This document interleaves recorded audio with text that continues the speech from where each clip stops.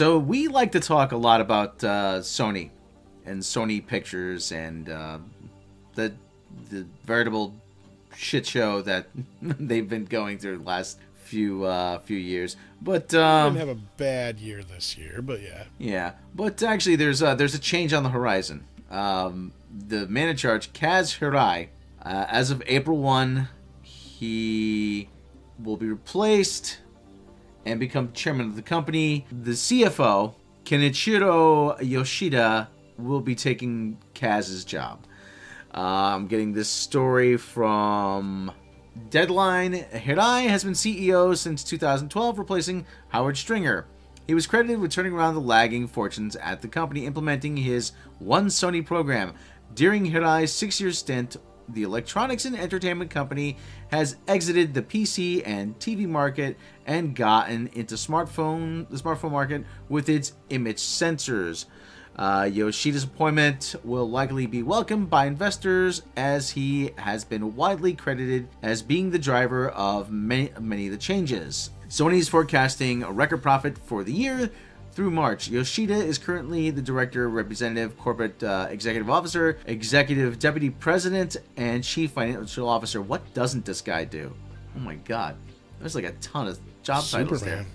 He has now been appointed director, representative, corporate executive officer, and president and chief executive officer effective April 1. So I really don't expect a whole lot to change for the company, but a lot of people tend to think of Sony as just video games and movies. But they have their hands in a lot of other businesses. So, I mean, they phased out of the TV market, and actually they do have quite a bit of, believe it or not, quite a bit of software.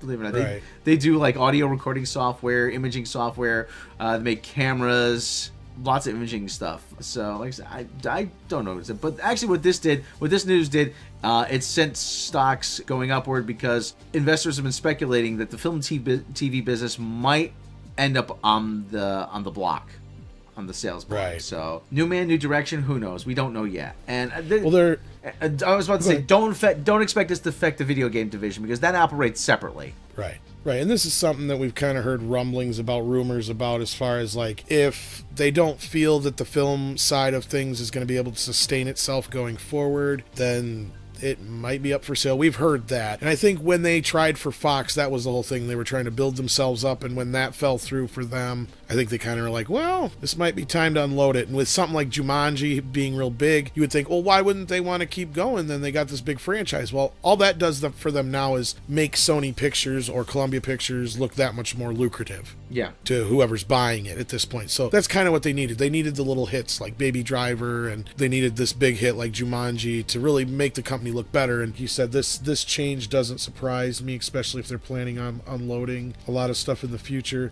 Yeah, I mean, he's still going to be involved with the company. He's just not going to be the CEO. He's going to be